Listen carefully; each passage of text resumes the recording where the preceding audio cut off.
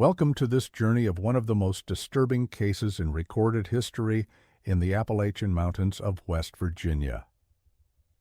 Before we begin, I invite you to leave a comment about where you're watching from and the exact time you heard this story.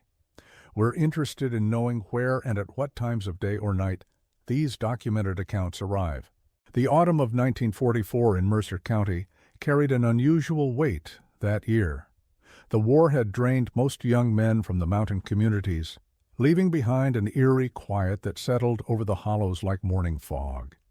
It was during this time that the Hensley property, nestled deep within Crane Creek Valley, became the center of what locals would later describe as the most unsettling mystery in their collective memory. The discovery came on October 23rd, when County Surveyor Ezra Whitlock was conducting a routine assessment of abandoned properties for the state. Whitlock, a methodical man in his 50s who had spent 23 years documenting property boundaries throughout the coal regions, had seen his share of abandoned homesteads. The war economy had forced many families to relocate to industrial centers, leaving behind empty houses that gradually surrendered to the encroaching wilderness.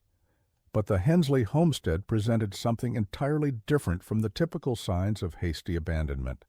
The Hensley property had been empty for nearly 3 months, according to postal records maintained by the Bluefield office, with mail accumulating at the county facility since late July. What made this absence particularly notable was the family's previously reliable pattern of correspondence. Amos Hensley had maintained regular communication with his brother Jeremiah, who worked in the coal mines near Charleston, sending letters every other week for nearly 2 decades. The sudden cessation of this correspondence had prompted Jeremiah to contact county authorities in early September, expressing concern for his brother's welfare. What Whitlock found when he approached the 2-story timber frame house would challenge his understanding of human behavior and logical explanation. Every entrance to the house had been sealed from the inside. Not boarded up in the conventional sense of families protecting their property during extended absence, but meticulously bricked over with fresh mortar, creating an impenetrable barrier that enclosed whatever remained within. The front door, which had once featured an ornate glass panel that Amos had installed as a wedding gift for his wife, was completely covered by a wall of red brick. The back entrance, traditionally used for deliveries and daily farm work, had been similarly sealed. The cellar access, which connected to the main house through a wooden door beneath the kitchen, showed the most sophisticated masonry work. The entire entrance had been filled with carefully fitted stones and reinforced with iron bars that appeared to have been welded in place. Most disturbing was the discovery that the chimney had been capped with a thick iron plate, welded shut from within the house, effectively sealing off the only remaining avenue for air circulation. Whitlock's initial report, filed with the Mercer County Sheriff's Department on October 24, 1944, describes his growing unease as he circled the property. The structure appears sound from the exterior, but all means of egress have been deliberately blocked. The precision of the masonry work suggests this was not done hastily, but over a considerable period of time. Most concerning is the complete absence of any signs of forced exit or alternative escape routes. The uniformity of the mortar suggests the work was completed recently, possibly within the last month. The surveyor noted additional details that would prove significant to later investigations. Windows on both floors had been sealed with the same red brick used for the doors, but examination of the mortar revealed that this work had been completed in stages. The lower windows showed weathering consistent with several months of exposure, while the upper floor windows appeared to have been sealed more recently. This suggested that the family had methodically eliminated their access to the outside world over an extended period. Whitlock also documented the condition of the surrounding property, which showed clear signs of deliberate preparation. The vegetable garden had been harvested completely, with even root vegetables carefully excavated. Farm animals were absent, though outbuildings suggested they had once housed livestock. The barn contained evidence of recent occupancy, but no animals, leading to questions about what had happened to the cattle, pigs, and chickens that neighboring families remembered seeing on the property. The Hensley family had lived in Crane Creek Valley for 3 generations, arriving in the area during the 1870s, when Amos's grandfather, Cornelius Hensley, purchased 160 acres of mountain land for timber harvesting and small-scale farming. The original homestead had been a simple log structure, but Amos's father, Micah Hensley, had constructed the current house in 1911, incorporating both traditional mountain building techniques and more sophisticated architectural elements influenced by the prosperity that coal mining had brought to the region. Cornelius Hensley had been among the early settlers who recognized the potential of the mountain regions for both agriculture and resource extraction.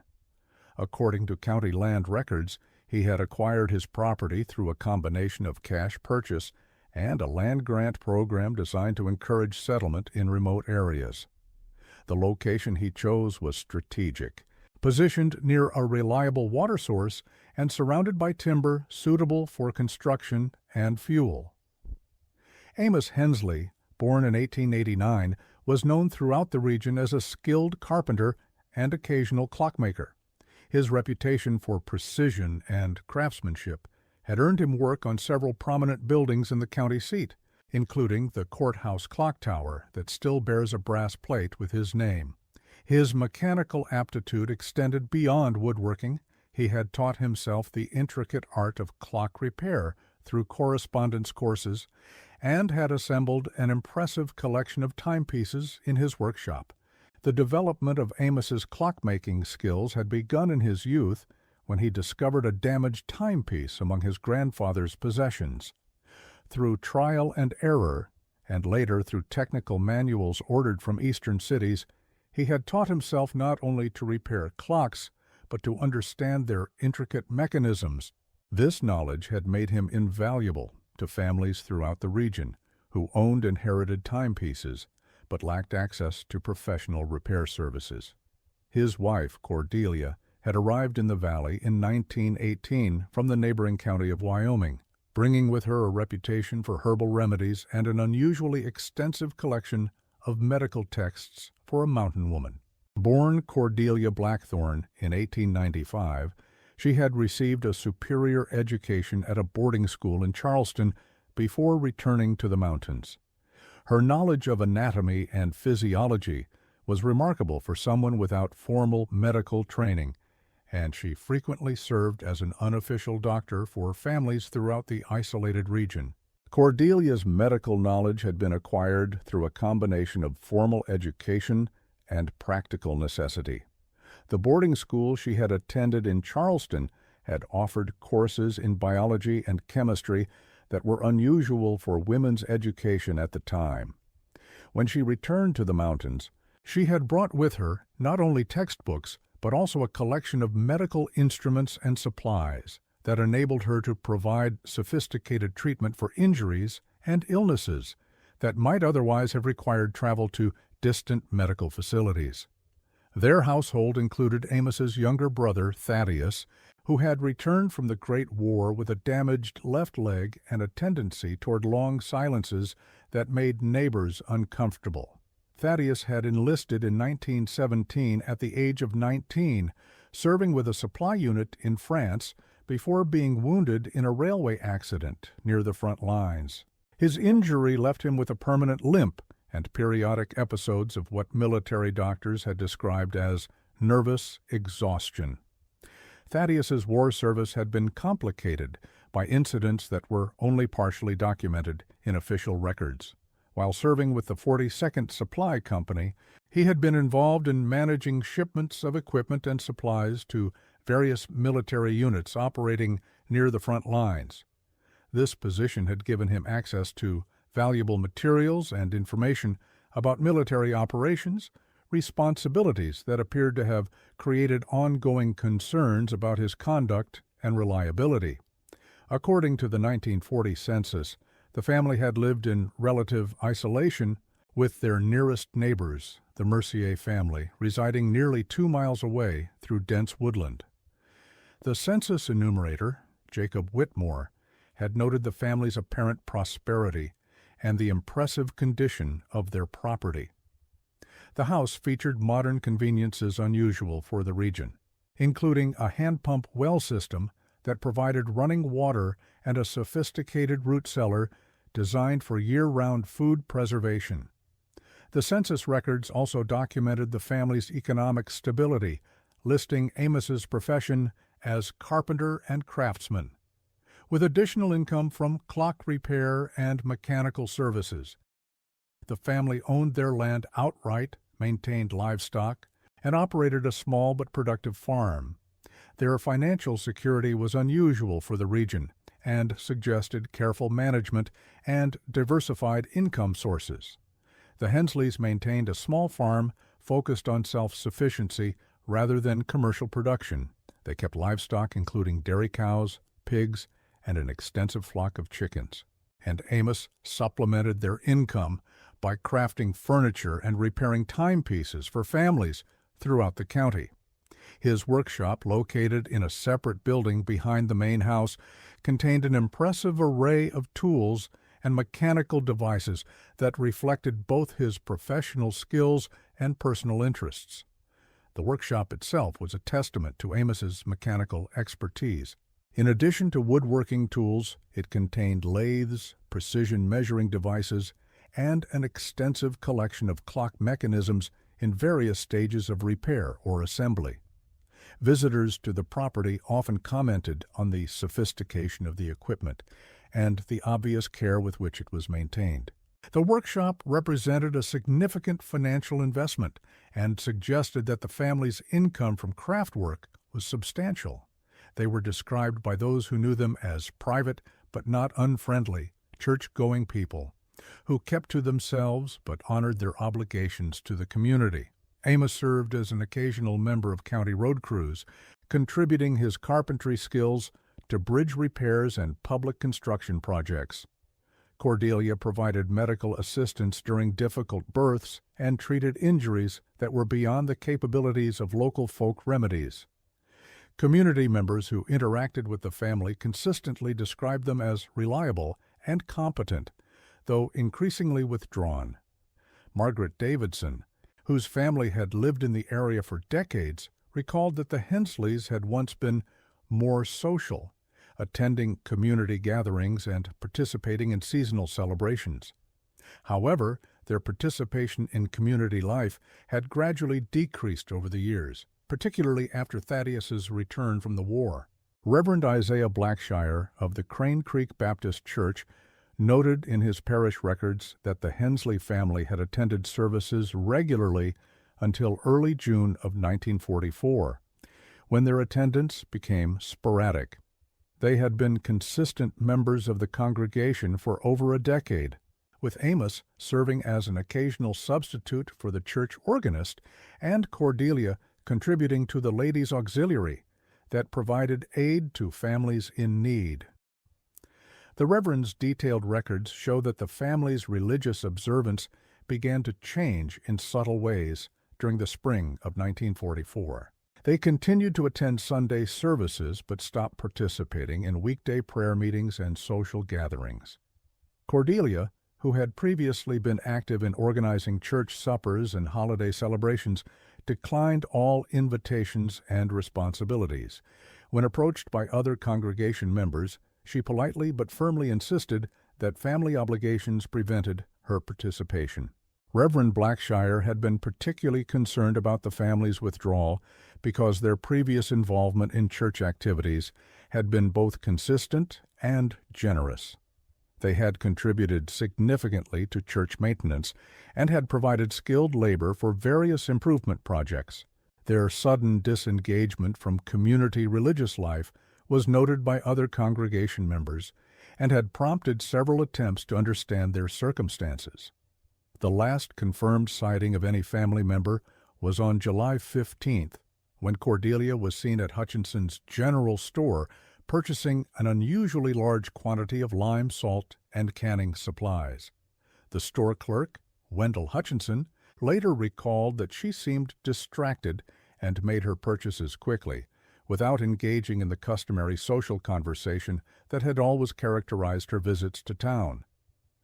Hutchinson maintained detailed records of transactions with regular customers, and his ledgers show that Cordelia's purchases during the spring and summer of 1944 followed an increasingly unusual pattern. Beginning in March, she had bought large quantities of preserved foods, medical supplies, and materials typically associated with long-term storage. Her final purchase included 50 pounds of salt, 20 pounds of lime, dozens of canning jars, and an assortment of metal containers suitable for storing dry goods. The store clerk also noted that Cordelia had inquired about purchasing ammunition for a rifle, though the family had never shown interest in hunting or firearms. When Hutchinson explained that ammunition was difficult to obtain due to wartime restrictions, she accepted the information without further comment, but appeared disappointed by the news. She had also asked about the availability of additional medical supplies, particularly items used for treating wounds and infections. The transformation of the Hensley property appeared to have begun sometime in late spring of 1944. According to delivery records from the county quarry, Amos had ordered several tons of brick and mortar beginning in April, claiming he was planning to build an additional storage cellar. The materials were delivered in installments over 3 months, with the final delivery occurring on July 8th. What made these orders unusual was the specific request for quick-setting mortar, typically used for urgent repairs rather than standard construction. Jeremiah Moss, who operated the quarry and supervised deliveries throughout the county, remembered Amos's demeanor during their final transaction. He seemed anxious to complete whatever project he had planned, kept asking about the setting time of the mortar, how quickly it would cure in humid conditions. When I suggested that the amount he was ordering was excessive for a simple cellar, he became agitated and insisted he knew what he needed. He also asked about purchasing iron bars and metal plating, which seemed odd for a storage project. Moss noted that Amos had paid for all materials in cash, which was unusual for a project of such scope. Most customers in the area arranged credit or payment plans for large orders, but Amos had insisted on immediate full payment.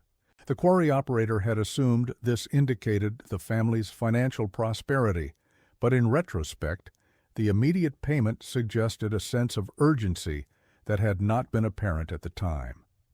The sealed house stood undisturbed for 2 weeks following Whitlock's discovery as county officials debated how to proceed.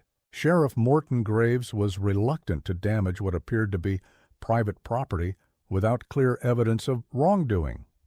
However, pressure from the community and the increasingly bizarre circumstances forced his hand.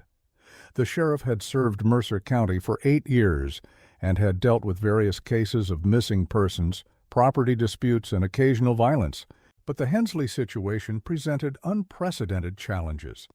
Sheriff Graves consulted with County Attorney Harrison Wolf about the legal implications of forced entry into the sealed property. Wolf, a cautious man with extensive experience in property law, initially advised against any action that might constitute trespassing or destruction of private property. However, the growing concern from community members and the unusual nature of the sealing gradually convinced both men that investigation was warranted. The legal complexities of the situation were unusual for rural law enforcement. The property clearly belonged to the Hensley family, but their apparent disappearance created questions about authority and jurisdiction. County officials had to balance respect for property rights with public safety concerns and growing community pressure for answers about the family's fate. On November 7, 1944, a crew of local men began the careful process of breaking through the sealed front entrance. The crew included experienced stonemasons who could assess the quality of the masonry work and potentially preserve evidence of how the sealing had been accomplished.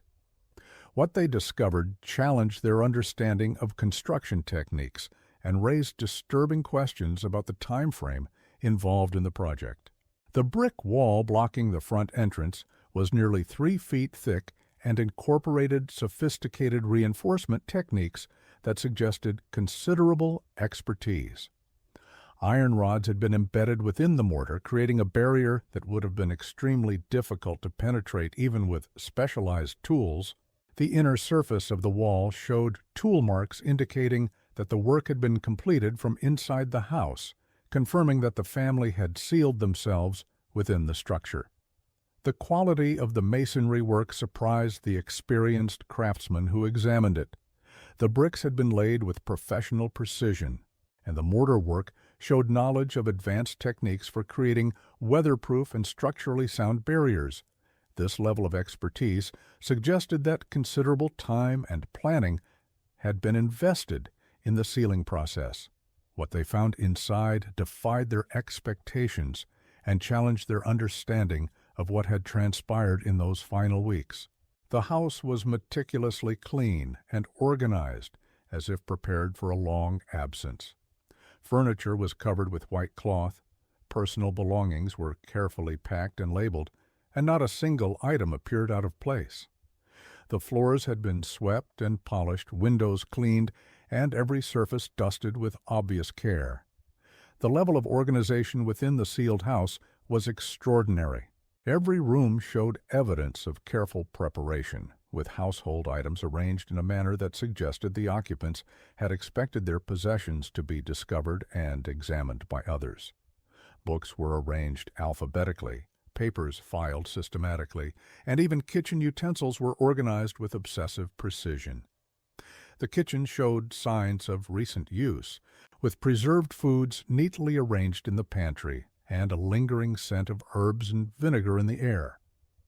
Examination of the pantry revealed an extensive collection of preserved meats, vegetables, and fruits that suggested preparation for extended isolation. The preservation work appeared to have been completed recently, with some containers still showing evidence of the canning process. The preserved foods represented months of work and suggested advanced planning for extended isolation. The variety and quantity of preserved items indicated knowledge of nutrition and food storage that went beyond typical household preservation. The family had clearly anticipated the need to survive independently for a considerable period. More puzzling was the discovery of detailed documentation scattered throughout the house. Handwritten notes, apparently in Amos's careful script, were found attached to various objects explaining their history and significance. These notes suggested a deliberate attempt to preserve the memory and meaning of possessions that would otherwise lose their context. A grandfather clock in the parlor bore a note reading, "Inherited from my father's father, keeps accurate time when wound properly every Sunday. The mechanism requires oil every 6 months. Instructions for maintenance are in the kitchen drawer." A quilt in the bedroom was labeled, "Cordelia's Wedding Quilt, completed winter of 1919 pattern is double wedding ring, made from fabric saved from her mother's wedding dress and pieces from relatives in Wyoming County. Represents family connections across the mountains." The level of detail in these notes suggested that the family had expected their possessions to be discovered by others who would need information about their significance. Additional notes found throughout the house provided insights into the family's daily routine and the significance of their possessions. A collection of books in the parlor included detailed annotations describing each volume's importance and recommended reading order. Kitchen implements were labeled with instructions for their proper use and maintenance. Even clothing in the wardrobes bore tags explaining their history and sentimental value. The cellar revealed the most extensive preparation. Shelves lined the walls, filled with preserved foods, medical supplies, and what appeared to be enough provisions to sustain several people for months. The air was thick with the scent of preserved meats and dried herbs. In one corner, a makeshift sleeping area had been constructed with military-style efficiency, complete with bedding and personal items arranged with obsessive organization. Dr. Henry Caldwell, who served as the county coroner, was called to examine the scene despite the absence of any apparent human remains. Dr.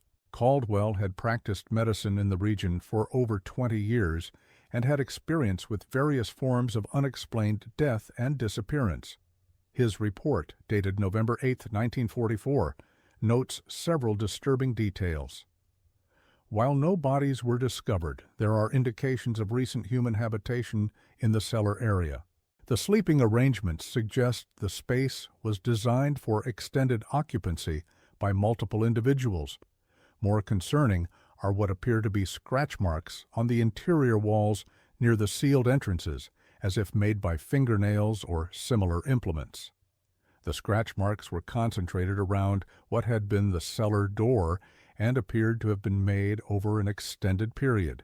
Some marks were deep enough to suggest considerable force and desperation, while others appeared more methodical, as if someone had been keeping track of time or events.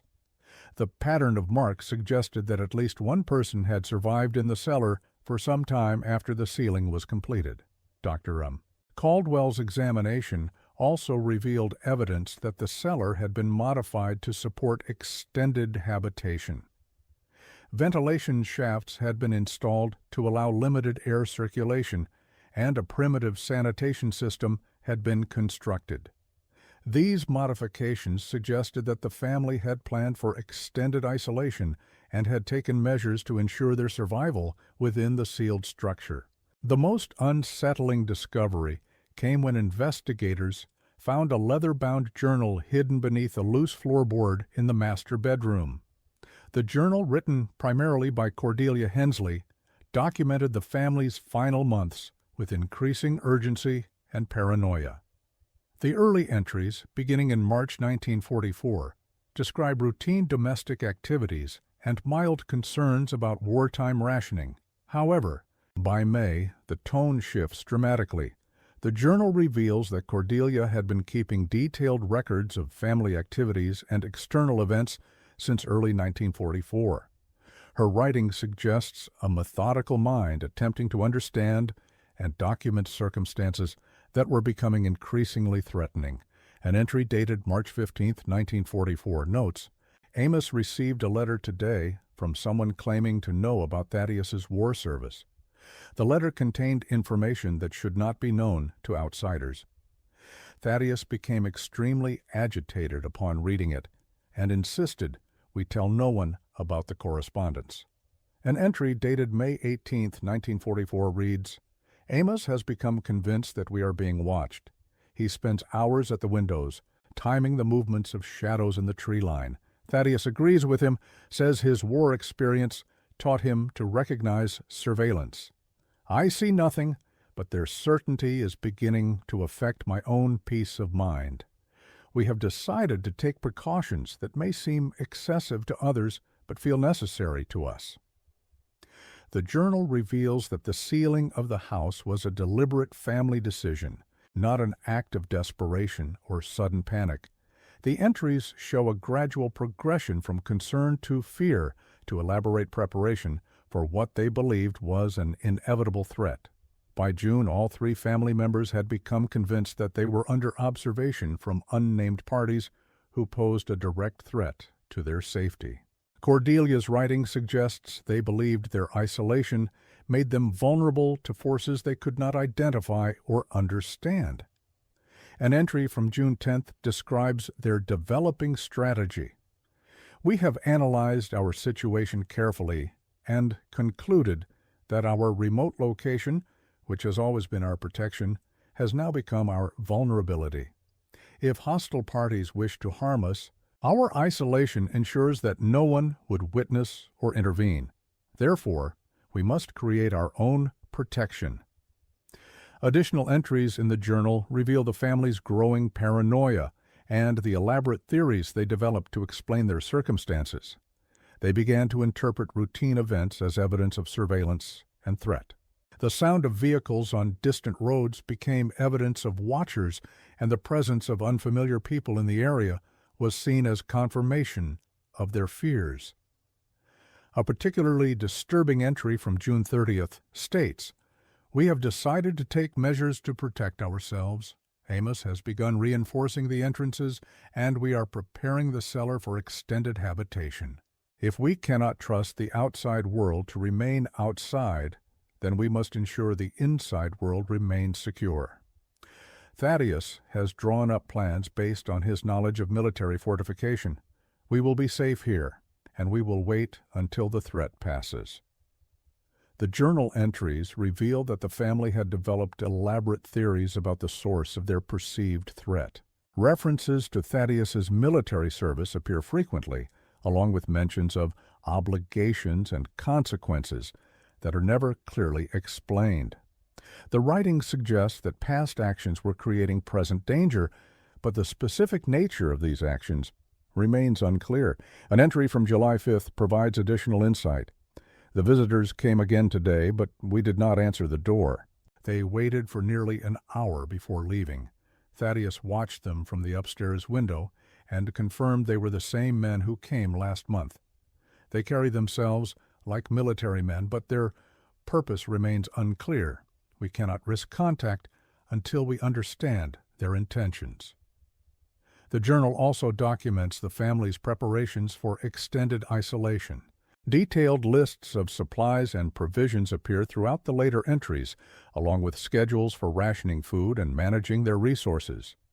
The family had clearly planned for the possibility of remaining in isolation for months or even years.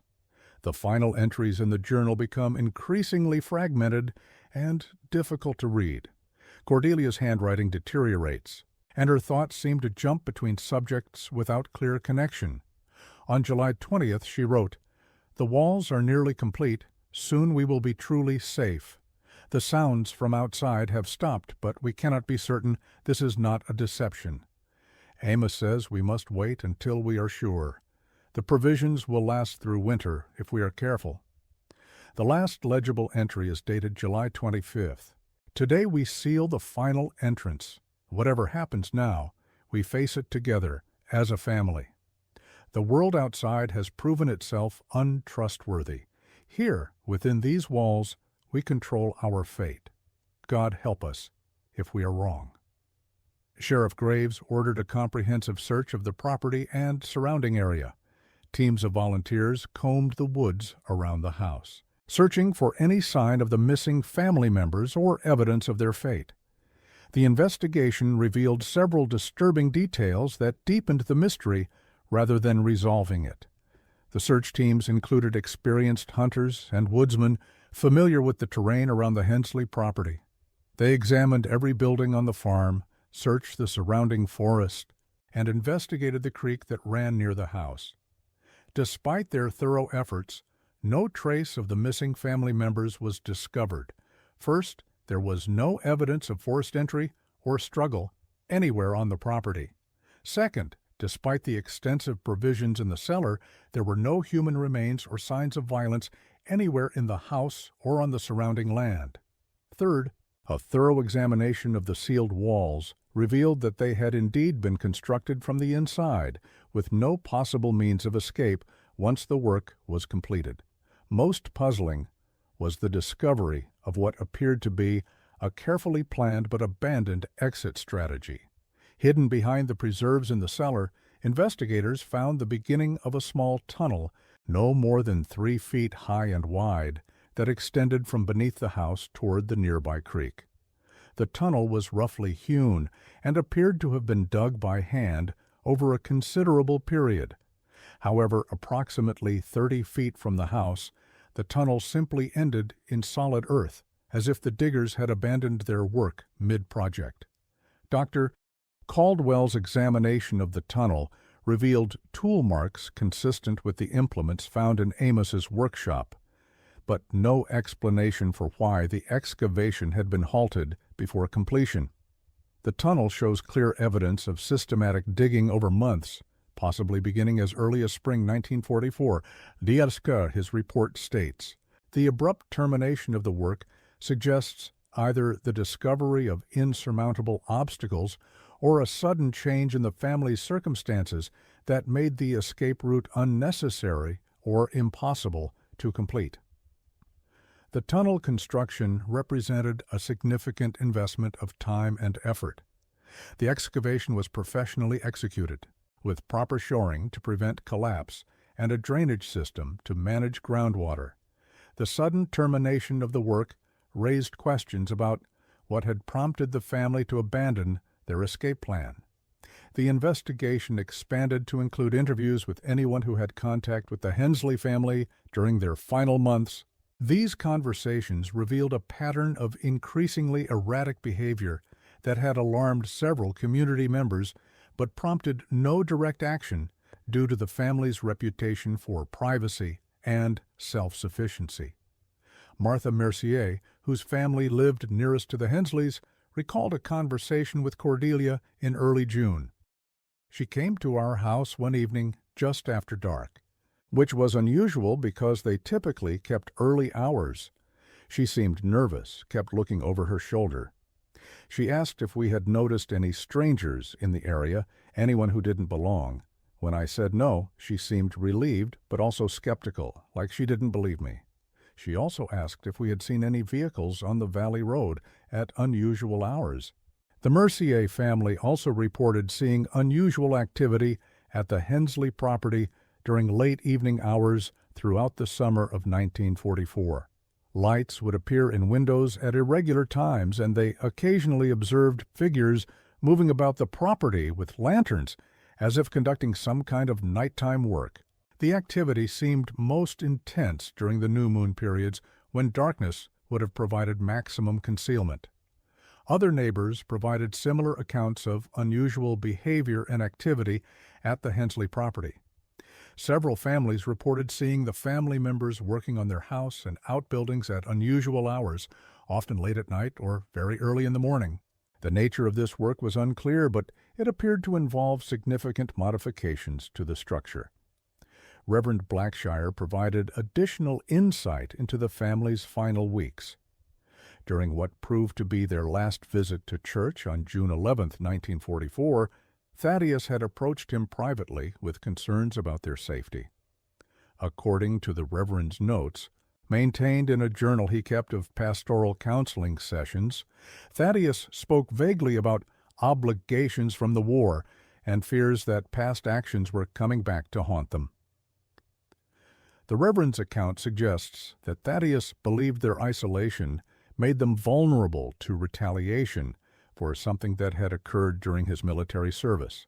However, military records obtained from the War Department show that Thaddeus had served as a supply clerk with no combat experience and no apparent access to sensitive information or valuable materials, making the nature of the supposed obligations unclear. Military service records, when finally obtained through bureaucratic channels, revealed that Thaddeus Hensley had served with the 42nd Supply Company in France from September 1917 to March 1918. His service record showed competent performance in routine duties, but it also documented a court-martial proceeding in February 1918 for alleged theft of military property. Though the charges were eventually dropped due to insufficient evidence, the incident had resulted in his early discharge and return to West Virginia under conditions that were described as other than honorable. The court-martial records, discovered in War Department archives, provided additional details about the allegations against Thaddeus. He had been accused of participating in a scheme to divert military supplies to civilian markets, potentially generating significant profits for those involved. While the charges were ultimately dismissed, the investigation had revealed connections to other soldiers who were later convicted of similar offenses. As autumn progressed and winter approached, the sealed house became a source of growing unease for the community. The building stood as a monument to unexplained human behavior, its sealed windows and doors creating an impression of deliberate rejection of the outside world. Local residents found themselves avoiding the Crane Creek Valley Road, and many community members changed their usual routes to avoid the area entirely. The psychological impact of the sealed house on the local community was significant. Residents reported feeling uncomfortable when traveling past the property, and several families changed their usual routes to avoid the area entirely. The house became a symbol of unexplained dread that affected the entire valley. In December 1944, county officials made the decision to demolish the structure. The official reasoning was concerns about structural integrity and public safety, but local residents understood the deeper motivation. The house had become a reminder of something that defied logical explanation, a wound in the community's sense of security and understanding. During the demolition process, workers made one final discovery that added another layer of mystery to the case. Behind a false wall in the kitchen, they found a hidden compartment containing 3 sets of personal documents, birth certificates, marriage licenses, and what appeared to be 3 prepared death certificates, dated August 15, 1944, with the cause of death listed simply as natural causes. The death certificates were signed by Cordelia Hensley, who had some medical training from her boarding school education, but they were not legally valid documents. More disturbing was the realization that the date suggested the family had planned their own deaths more than 3 weeks after their last known public appearance. The certificates were written on official forms that appeared to have been stolen or acquired through irregular means. Dr. Caldwell's final report on the Hensley case, submitted to county authorities in January 1945, concludes with an admission of defeat. After extensive investigation, I cannot provide a satisfactory explanation for the disappearance of the Hensley family or the circumstances surrounding the sealing of their residence. The evidence suggests a deliberate and carefully planned action, but the ultimate fate of the 3 individuals remains unknown. The physical evidence is consistent with voluntary isolation that may have resulted in death by suffocation, starvation, or other causes, but no remains have been discovered to confirm this theory. The case was officially classified as a missing persons investigation, though no active search continued after the spring of 1945. The property remained county land for several years before eventually being sold to a lumber company that harvested the surrounding timber but avoided the immediate area of the former house. The foundation of the house was left untouched, gradually being reclaimed by the mountain vegetation. In 1952, during a survey of county records for a historical preservation project, a file clerk discovered a letter that had been misfiled among routine correspondence. The letter, dated September 3, 1944, was addressed to Sheriff Graves from a post office in Charleston, West Virginia. The handwriting matched samples of Amos Hensley's script found in his workshop records, but the content raised more questions than it answered. The letter read, "Sheriff, this is to inform you that the Hensley family has relocated due to circumstances beyond our control. We have found it necessary to leave our property in Crane Creek Valley permanently. Please consider our obligations to the county. Fulfilled as of the date of this correspondence. The house and all contents are hereby abandoned to county jurisdiction. We will not be returning. Do not attempt to locate us, as we have taken measures to ensure our privacy will be maintained." The letter was postmarked more than a month after the last confirmed sighting of the family, and postal investigators in Charleston had no record of the Hensleys ever arriving in that city. The letter's discovery prompted a brief renewed investigation, but no additional evidence was uncovered. Handwriting analysis confirmed the letter's authenticity, but experts could not explain how it had been mailed from Charleston if the family had sealed themselves inside their house in July. The story of the Hensley family gradually faded from active community memory, becoming one of those unsettling local legends that older residents might mention when discussing the valley's history. The Crane Creek Valley Road was eventually rerouted during a state highway improvement project in 1958, and the location of the former homestead became difficult to find without specific knowledge of its position. In 1963, a graduate student from West Virginia University named Marcus Pembleton was researching Appalachian folk traditions when he encountered references to the Hensley case in county archives.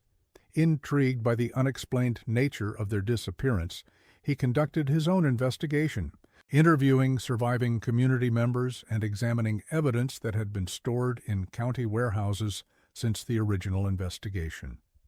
Pembleton's research uncovered one additional detail that had been overlooked by the original investigation.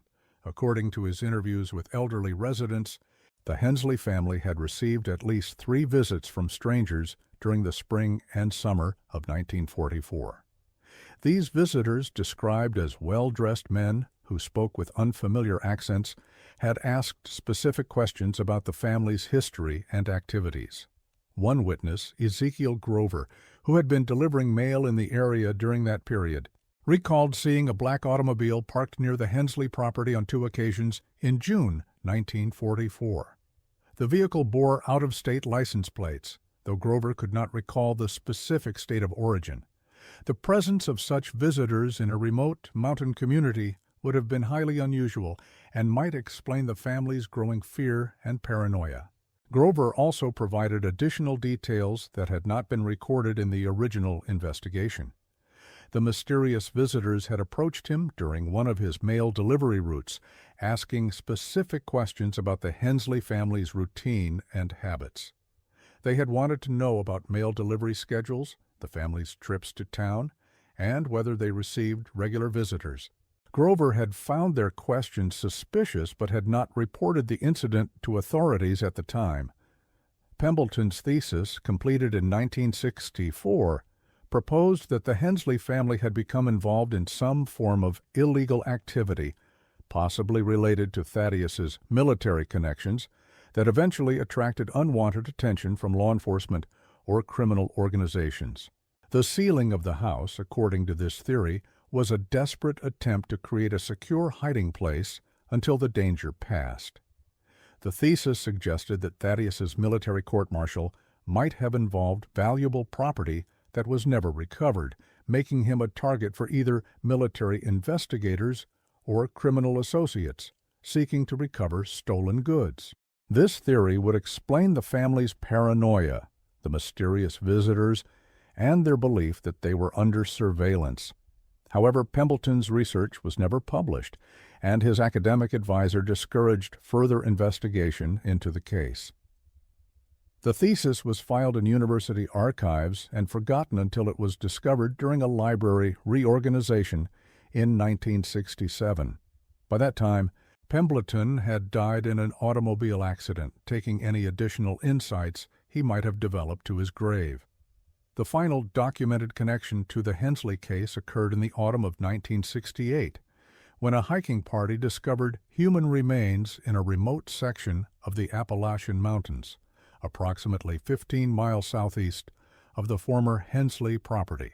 The bones were scattered and weathered, making identification difficult, but dental records eventually confirmed that one set of remains belonged to Amos Hensley. Dr. Patricia Lansford, who examined the remains for the state medical examiner's office, determined that the bones showed no signs of trauma or violence. The scattering pattern suggested that the remains had been exposed to the elements for many years, possibly since the 1940s. However, the location of the discovery raised new questions about how the family had traveled such a distance through difficult terrain and why only one set of remains was found. The discovery site was located in an extremely remote area that would have required considerable knowledge of mountain trails to reach. Local hunters and hikers familiar with the region expressed surprise that anyone would have attempted to travel to such an isolated location, especially given the physical limitations imposed by Thaddeus's war injury. The terrain between the Hensley property and the discovery site included several major ridges and steep valleys that would have presented significant challenges even for experienced mountaineers. The discovery prompted a final search of the area, but no trace of Cordelia or Thaddeus was ever found despite extensive efforts by volunteer search teams and state police investigators. The remains of Amos Hensley were buried in the Crane Creek Baptist Church Cemetery with a simple marker noting his birth and presumed death dates. The official cause of death was listed as undetermined, and the case was finally closed, after nearly 25 years of periodic investigation. Today, the location of the former Hensley homestead is known only to local historians and the occasional researcher interested in unexplained disappearances. The foundation stones remain partially visible beneath decades of accumulated leaf litter and growing vegetation. The cellar excavation, filled in during the 1945 demolition, occasionally becomes visible after heavy rains, creating a slight depression in the earth that hints at the subterranean spaces that once provided refuge for a family consumed by fear. Adult residents of the area sometimes visit the site out of curiosity about the local legend, though most find the experience more melancholy than frightening. The area has retained an atmosphere of isolation and abandonment that discourages casual exploration. Even experienced hikers report feeling uncomfortable in the vicinity of the former homestead, though this may be attributed to knowledge of the site's history rather than any objective environmental factors. The psychological weight of the Hensley story continues to affect visitors to the site. Many report a sense of unease that seems disproportionate to the physical evidence that remains. The depression in the ground where the house once stood creates an impression of emptiness that extends beyond the mere absence of structures. In the end, the Hensley case remains what it always was, a testament to the human capacity for fear and the lengths to which that fear can drive otherwise rational people. Whether their paranoia was justified or the product of minds under unbearable stress may never be known. What is certain is that 3 adults chose to seal themselves away from the world rather than face whatever dangers they believed awaited them outside their walls.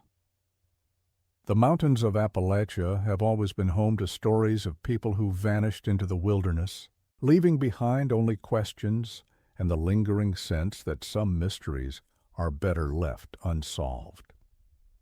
The Hensley family joined that tradition, becoming part of the landscape's darker folklore, a reminder that even in our modern world there are still shadows deep enough to swallow human lives without explanation.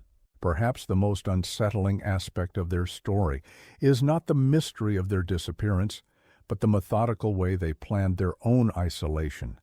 The careful preparation, the detailed notes, the sealed walls, all suggest a family that had time to consider their options and chose this strange form of self-imprisonment as their best chance for survival. What could have frightened them so thoroughly that living burial seemed preferable to facing the outside world? The answer, like the family themselves, remains buried somewhere in the mountains of West Virginia, sealed behind walls of earth and time that have proven more impenetrable than the brick and mortar that once defined their final refuge. In a world that demands explanations for everything, the Hensley family represents a stubborn refusal to conform to our need for closure and understanding. And so, their house stood for those brief months in 1944, a monument to human fear and determination, its sealed windows reflecting nothing but the empty sky above the mountains.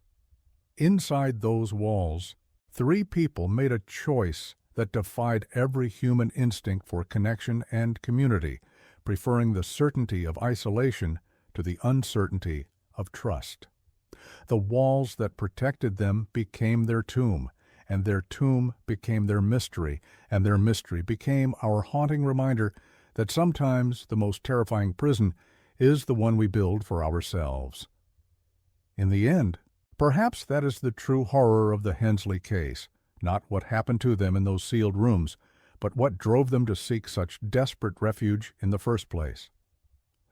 The mountains remember what we choose to forget, and in the hollow where the Hensley house once stood, the silence is deeper than death itself. The community moved forward, as communities do, but the memory of the sealed house lingers in the collective consciousness of those who call these mountains home. Local historical societies occasionally receive inquiries about the Hensley case, usually from researchers or writers interested in unexplained American mysteries. The standard response has become a referral to the county archives, where the original investigation files remain available for scholarly examination. However, most visitors find the documented evidence frustratingly inconclusive, offering more questions than answers. The case has never been featured prominently in books about American mysteries, perhaps because it lacks the sensational elements that typically attract popular attention. There were no reports of supernatural activity, no dramatic discoveries of evidence, no shocking revelations that provided easy explanations for the family's behavior. Instead, the Hensley case represents something more unsettling: the gradual descent of ordinary people into extraordinary fear. Psychologists who have examined the case files in recent decades have proposed various theories to explain the family's behavior. Some suggest that Thaddeus's war experiences may have triggered delayed stress reactions that gradually affected the entire household. Others point to the social isolation of mountain communities during wartime as a contributing factor to their paranoia and fear. However, these clinical explanations fail to account for the sophisticated planning and execution of their self-imposed imprisonment. The family's actions suggest not the random behavior of people suffering from mental illness, but the calculated responses of individuals who believed they faced a genuine threat. Whether that threat was real or imagined remains the central mystery of the case. The sealed house has become a symbol for something larger than the specific fate of 3 individuals. It represents the human tendency to withdraw from a world that seems increasingly hostile and unpredictable. In an era marked by global conflict and social upheaval, the Hensley family's choice to seal themselves away from the outside world resonates with a deeper understanding of fear and isolation. Modern visitors to the site often comment on the enduring sense of melancholy that pervades the area. The foundation stones, partially visible beneath decades of accumulated vegetation, serve as a stark reminder of human ambition and its ultimate futility. The house that once sheltered 3 generations of the Hensley family now exists only as scattered remnants, slowly being reclaimed by the mountain wilderness. The creek that runs near the former homestead continues to follow its ancient course, indifferent to the human drama that once played out on its banks. The sound of moving water provides a constant backdrop to the site, a reminder that nature continues its cycles regardless of human fears and aspirations. Seasonal changes bring different moods to the location. Spring brings new growth that gradually obscures the remaining evidence of human habitation. Summer creates a canopy of green that filters sunlight and creates deep shadows among the ruins. Autumn strips away the concealing vegetation and reveals the bones of the old foundation with stark clarity. Winter brings a silence so profound that visitors often report feeling as though they are the only living things in a world suspended between life and death. The Hensley case serves as a reminder that some human experiences resist easy categorization or explanation. In a world that increasingly demands quick answers and simple solutions, their story challenges us to accept uncertainty and ambiguity. The sealed walls that once protected them from their fears have become, in their absence, a monument to the persistence of mystery in human affairs. Perhaps the most appropriate memorial to the Hensley family is not an attempt to solve their mystery, but an acknowledgement that some stories are more powerful when left incomplete. Their sealed house has become a metaphor for the sealed chambers of human experience that remain forever closed to outside understanding. The mountains of West Virginia continue to hold their secrets, and the hollow where the Hensley house once stood remains a place where silence speaks louder than words, where absence carries more weight than presence, and where the memory of 3 people who chose isolation over exposure continues to resonate through the decades. In the end, the Hensley family achieved something that few people manage. They became part of the landscape itself, their story as permanent and mysterious as the mountains that surround their former home.